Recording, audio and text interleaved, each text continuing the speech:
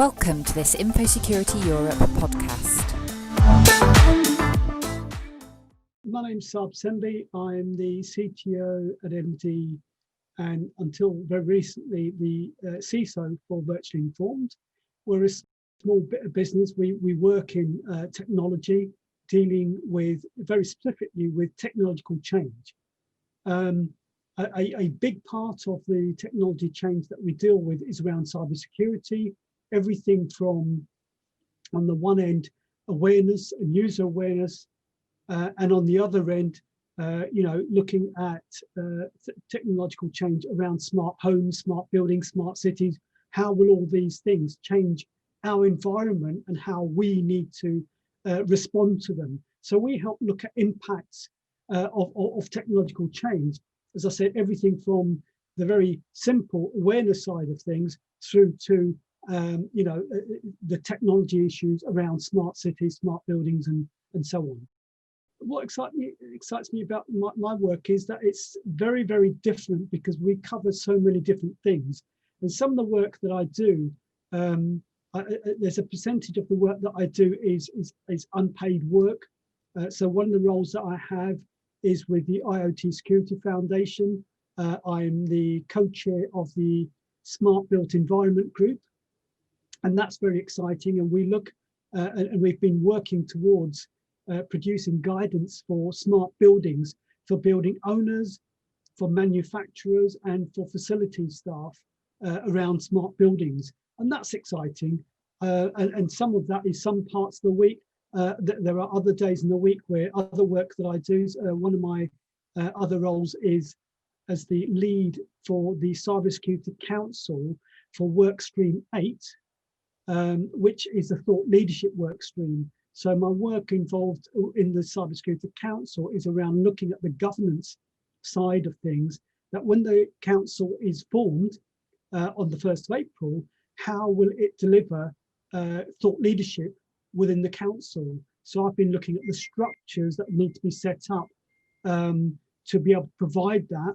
And that's been very interesting because as part of the learning in how the council can deliver thought leadership, I get excited because the topics that I deal with are very, very different on a very regular basis. And then, there could be those things on the one hand, and other work that I do and that I'm responsible for is around some of the products that we create and have been working on within Virtually Informed. So we've got a series of blogs. We have a blog which is around it's for small businesses, looking at security, cybersecurity for small businesses. Two other blogs coming out, very exciting. One is where it's called, and I'm lucky my name fits the acronym, because the acronym is Sarb on innovators. Sarb stands for Security and Risk Blog. So basically, it's my opportunity where I get to interview some of the startups that are innovating right now in technological change. Another area of work is around the security and risk blog on smart environments. So we're looking at some of the work that's been done on there. Over the last 18 months, I've done some work around a definition for smart environments, and we've open sourced that definition now, so it's available for people to use under the Creative Commons license. We formed also a maturity indicators for smart buildings, smart cities, and smart homes. So these are the sort of projects that we get involved in that we're working on right now. I got into security by chance because I'd been working in development and I was project managing some projects where I made some decisions which turned out to be fairly good decisions, was interested from there and expanded my interest further. And then by chance, after a couple of years, I decided I wanted to do some research around cybersecurity, and I thought I want to look at something nobody else has looked at. So what I decided to do was I looked at the vulnerabilities of network CCTV systems, and nobody had looked at that. And in those days, we didn't call them IoT or anything like that. But CCTV is now called IoT systems, and I found that they were very vulnerable. And the vulnerabilities I found in CCTV systems applied also to heating, lighting, air conditioning, burglar alarm, fire alarm, all of those things. And I argued with lots of manufacturers for a while, saying, why don't you fix these? And the answers I got were things like, oh, well, it's a network issue. We leave it to the network level, which we know is very wrong now. But in those days, they didn't realize how wrong they were. But it was by chance. And then from looking at the vulnerabilities, I started to work my way up the food chain, so to say, because we started to look at how to manage risks far more effectively with physical security people who were responsible for these devices and the logical, the cybersecurity people coming together to have a single view of risk. Because when the bad guys are out there and they are attacking, they don't think, oh God, do you know what? I'm missing some cybersecurity skills, or I'm missing some social engineering skills. I better go and hire some. They just do what they need to do and get it done. And that's the way that cybersecurity should be. And that's what I mean, with the people I was working with, some great colleagues, James Willison and myself, we did a lot of work around trying to promote the idea of converged security risk management, bringing all parties. And we've worked on that all the way along in various projects that we've worked on. So I came in by chance and actually managed to do so many other things, including working around cyber insurance. Again, that was by chance as well. And that was very interesting. And, cyber insurance has moved on since those days. Yeah, it was everything was by chance. It wasn't necessarily by design. It's always by my interest and being at the right place at the right time. Now, I think the thing is, I've been a firm believer that you only get out of anything that you put in. And one of the things that I've liked about the profession is that there are several professional membership bodies, and many of them will allow you to participate. And I've participated in several of them in different ways, because I think my attitude has always been, I want to be in a position where I'm directing my career. And one of the ways that I've been able to direct my career is to be involved in the professional bodies and get involved in a way where I'm helping look at what's required for the profession. What are the skills, or what is the guidance that's needed? And the example I gave earlier on is a guidance that's being produced by the IoT Security Foundation and the Smart Built Environment Group. We are coming up with guidance on smart cities. I think it's vital. And as a result of that, it'd be great if I got some extra work out of it. But if I don't, I'm not really worried. But I do know I'm doing it for the right reasons. And that involvement and that participation has always enabled me to be doing interesting work. And that's what I would say. If you want to move on, do something outside of just the paid area of your work, because if yes, it will help you get to some good projects, but give to the industry. And if you give to the industry and the profession, the chances are you will get something back. And whatever it is, it may not be what you thought, but it's great. And the industry is still young enough that there are many things that haven't yet been done.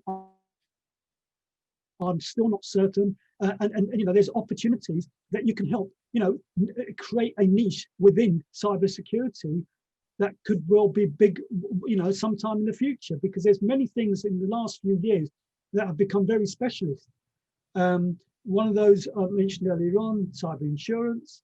Another one, you can think about is in terms of cyber threat intelligence. There's several these topics which are niche that have become bigger and bigger as time's gone on, and will get bigger in the future, because cyber will be very big in lots of different ways, whether we like it or not. So, the best advice is get involved, help solve the problem, whatever the problem is, and it will pay you back in ways that you weren't expecting.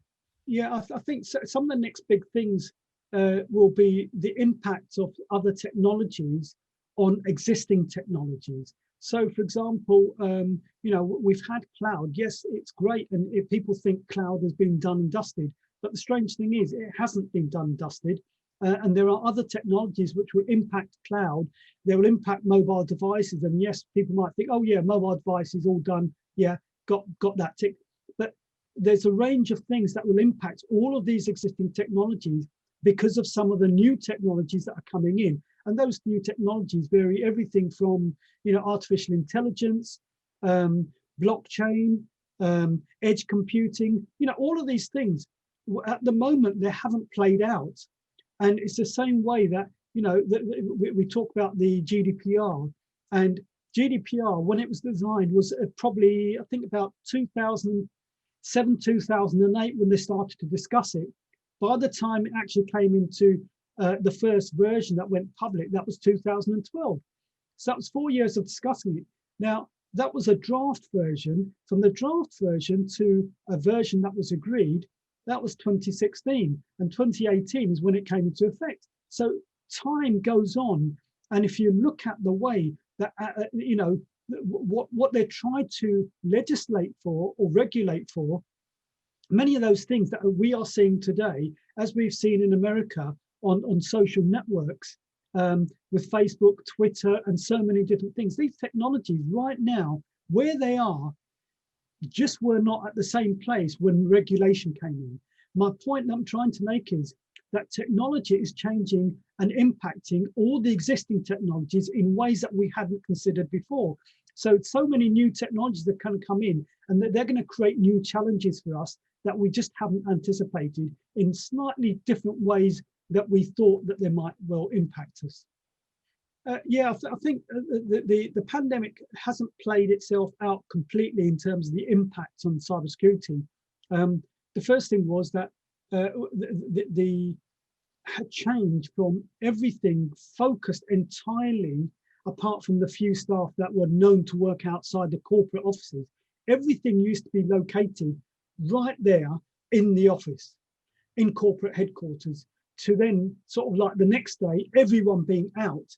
So all the technologies that were protecting the corporate headquarters were still there, but everyone was outside. So that was the first big impact. And as well as that, we moved from the technology and people being at one place and the security guards being at one place to an environment where the equipment is still there, our hardware is still there in many respects, our laptops aren't, but the security guards are not there anymore. And those security guards are now being depleted because they're not required as many as were before. So you've got a situation where attackers, if they wanted to attack the building to get your hardware, your servers, and to bring your servers down, there's probably better a chance now than there was any other time. Previously, yes, there were security guards, there were staff around all the time. In this pandemic, we're all at home. Nobody's on the streets or shouldn't be on the streets. So all of that has changed. And that's changed over a period of time, together with the fact that, we work in environments where we're trying to balance things and we're trying to balance working from home and everyone working from home with their children, homeschooling, people on their own, and all these mental issues are affecting people in lots and lots of different ways. In COVID, unfortunately, in the early stages, what happened was, the human element got left behind because we forgot about people's mental health issues and about people who are working at home on their own. They're not leaving the house and they're in a bedsit, one bedroom apartment or whatever it might be, and they're not getting that exercise. They're not getting that touchy-feely. As humans, we're used to touching, we shake hands, we hug, and we haven't had this, and we're not getting this in the way that we want it. So I think the technology things, yes, they'll play themselves out for a while, but the impact on us as social animals and our mental health being, that is going to, play on us for many, many years to come, I believe. I think that it's basically going away from technology. I think technology is one of those things that can be learned. And some of the basics of technology have and always will remain the same. The way the internet works, a bulk of it is the same as it was when it was invented. There's some changes, it's slightly more complex. Yeah, that's fine. And that will happen. That happens with everything over a period of time. And I think we've got to get, yes, it's important to understand technology, but we need more leaders in cybersecurity who've got to be leaders that haven't come from a technology background. And yes, they understand technology, But do you know what? When they need to understand it, they've got the right people with them who can tell them how to deal with it. What we need are people who understand issues and how to deal with issues in the right way. And you know, I've often used the example, and you know, that I guess geeks will like this example I give. You know, it's like Star Trek. You know, Captain Kirk or whoever is at the helm, they're not the expert in everything. They had the experts there in the room who were the experts. What they were good at doing was bringing the best out of the people around them. And that's the sort of way, and that they are the sort of people that we should have in cybersecurity, that give that vision, that you know, in security, to be good in security. Yes, technology is good, but technology is not the be all and end all. If we look right across the board, there's technical, there's non-technical, there's business, there's a whole range of different skills. And what we need to do is to look at how we can bring all of those people who would like to come in and play their role, which is unique, because you know, we all bring in something unique to what it is. So I think, you know, the key thing is to show that cybersecurity is not just technical. The Cybersecurity Council will be looking to try and look right across the board, not just diversity in terms of men and women, or in terms of culture, or in terms of those basic things that we've taken for granted when people have looked at diversity in the past, but it's also neurodiversity. It's looking at age and bringing in people, you know, at very young age who may have neurodiversity. And so it's looking right across the board, all skills. And you know, in many respects, if we look at some of the generation of adults around today, they often say, look, I'm no good at technology. I'll give it to you. You young ones are good at technology. And do you know what? The strange thing is, that might be in the outside world, but in cybersecurity, you're still expected to be technical, and the technical people aren't the young ones, they're the older ones theoretically, which is totally wrong. Anyway, so, you know, I'd say, you know, we need to look at how we can bring in as many people as possible for the right jobs. You wouldn't take someone who's non-technical and throw them straight into a technical job. You see how you can create the opportunities for them to come in, and how you can enable them to move around, because being able to move around, that is brilliant. Because, you know, you might get a technical person and they got in that way, but later on, because of the skills that they've got, the people skills, the leadership skills, they've ended up something which is completely non-technical. And then you might get someone else non-technical, and along the way they take some technical courses and end up in an environment where they really enjoy the technical more than the non-technical. What we need to do is just bring in whatever skills people have got and let them see wherever it takes them. Yeah, I think, you know, I've tried to emphasize the people skills part, and people as people, and cybersecurity as being lots of human people. And I think there's many people in cybersecurity that I admire, and I'm going to mention some of those, and I'm going to embarrassingly perhaps forget some that I should have mentioned. But I always tell, because I speak at many events, and when I speak to anyone who is new as a speaker, I always say to them, look, the way to look at this, you know, this first speaker event that you're doing, the talk that you're doing, the way to look at it is, this is going to be the worst one you ever give. Everyone is going to get better. Yeah. And that's the first thing. The second thing you've got to remember is that cybersecurity as a profession, I've never found anywhere in any profession or any group of people where there are more supportive bunch of people. And because of that, if you make a mistake, people will understand you've made a genuine mistake, and they won't criticize you for it. They won't pull you up on it. They'll understand it. They might help you identify or remember it in case you've forgotten, but nothing more than that. There's nothing malicious about it. However, if you make a mistake and you try and cover it in a bad way, that's when they're unforgiving. It's where, you know, you try and be too smart for yourself. So I think people in cybersecurity are absolutely nice people. They're some of the nicest people you meet. As long as you're genuine and you come across and you're honest with people, that will always be fine. It's only when you're not, that's where you've got an issue. So, you know, there's lots of people in cybersecurity, because people are so nice, that I might not remember to say, but one of the nicest people I'm going to name at least one. Ray Stanton, who now works for IBM. He used to be the global CISO for BT. That's when I met him. And I met him at an event. And at the end of that event, I was hanging around. It was in Barcelona. I was hanging around and coming back home the following day, and I was flying back. And at the end of the event, I said, look, I'm around tonight. I'm on my own. Is there anyone who's around who would like to spend the evening? And Ray very kindly said to me, oh, come and join us. You know, there's a group of us. And I met a bunch of people purely because he took the time to talk to me and introduce me to people. And I found the rest of the cybersecurity industry to be just as nice as Ray was. And I had a chat with Ray last week. And again, that genuineness was still there. That's never changed. And I think everyone I've met in cybersecurity more or less is as friendly as that. And there are so many good people. And that's what I like about the industry. It's a great industry to wake up to work in. It's exciting, it's varied. I'll end it there. Thank you for listening to this Infosecurity Europe podcast.